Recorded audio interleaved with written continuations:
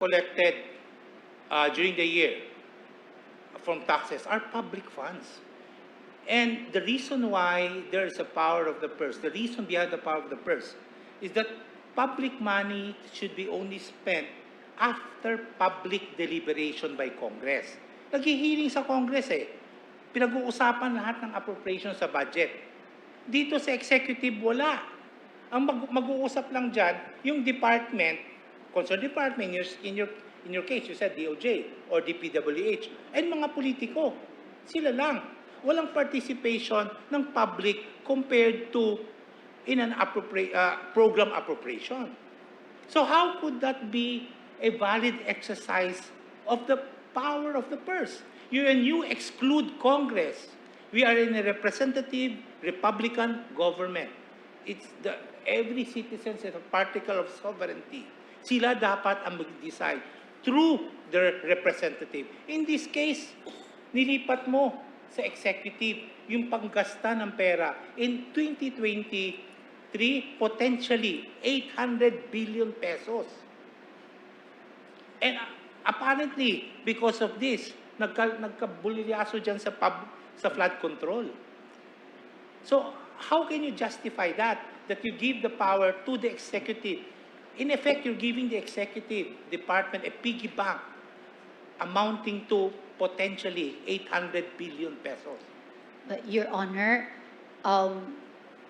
there are purposes under the unprogrammed appropriations which are lump sums, but which comply with the single correspondence that has been required by the Supreme Court in the jurisprudence.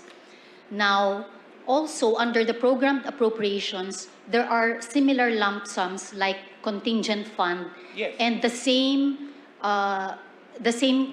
could exist, the same could happen, Your Honor. So, because the requirement that the Congress in its exercise of the power of the purse would be the parameters that are set by the Constitution and the guidance of the Supreme Court in the cases as to the specificity.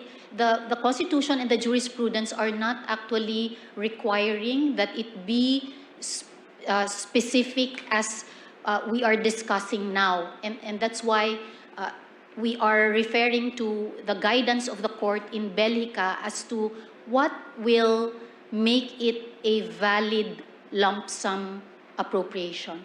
Okay, nabanggit mo kanina yung contingent. Wala na sana ako tatanungin, so I'll go back. That's a very interesting topic. Have you studied the historical yung allocation for unprogrammed appropriation?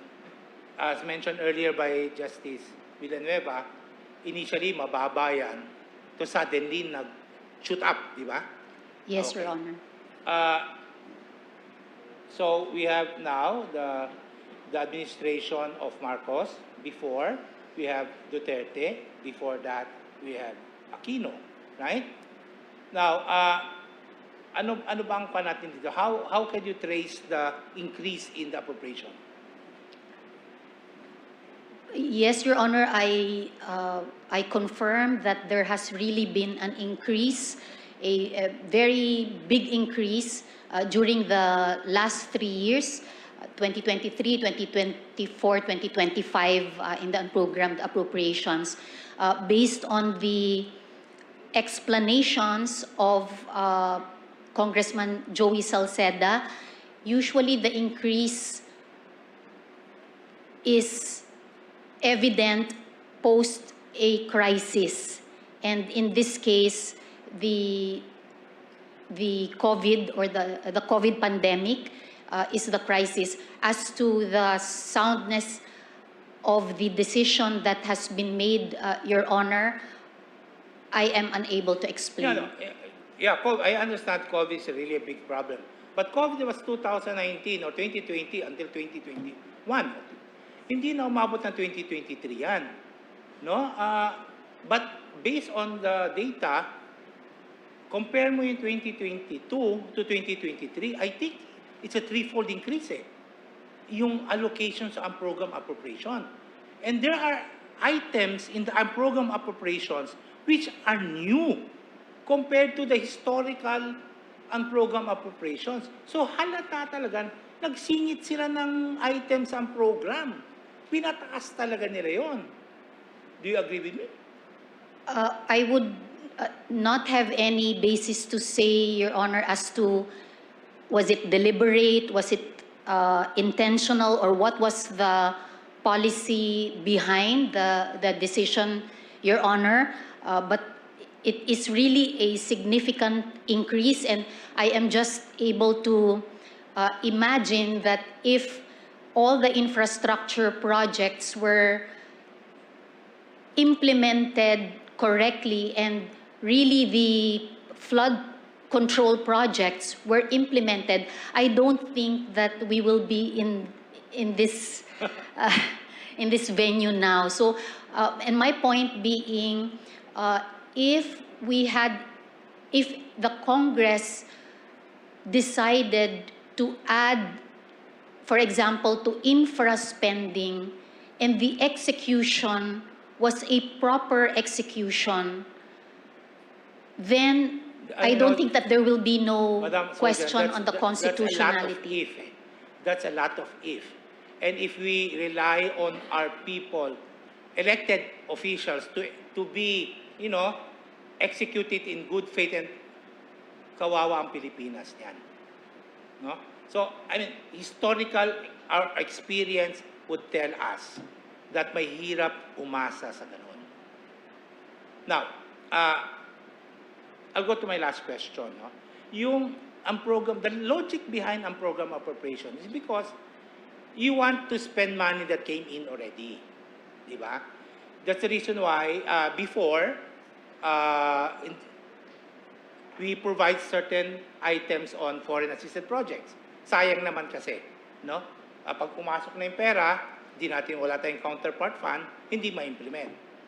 Gagastos tayo ng contingent, commitment fees, di ba? Okay.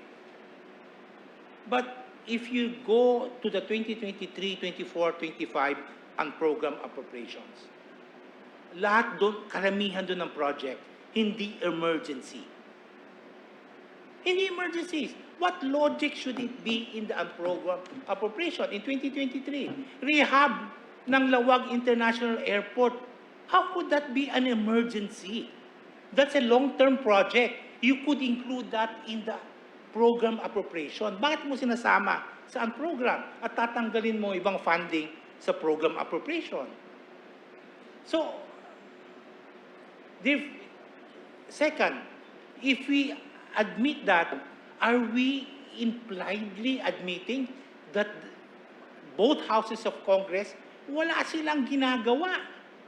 Kasi, ang pwedeng gawin, mag-pass ng special budget, di ba?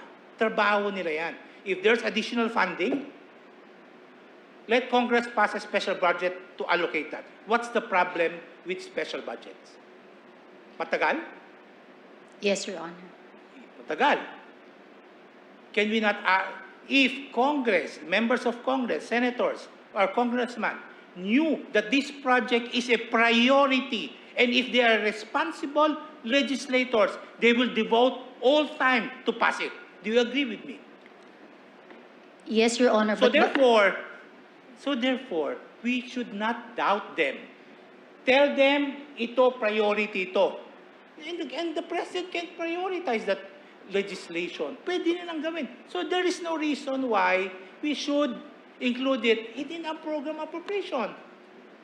Pwede naman nila gawin. Ang ginagawa lang natin, we got the power from Congress, gave it to the executive, and the executive now spends all this money without very strict guidelines. But the ones you mentioned earlier, for me, are not that strict.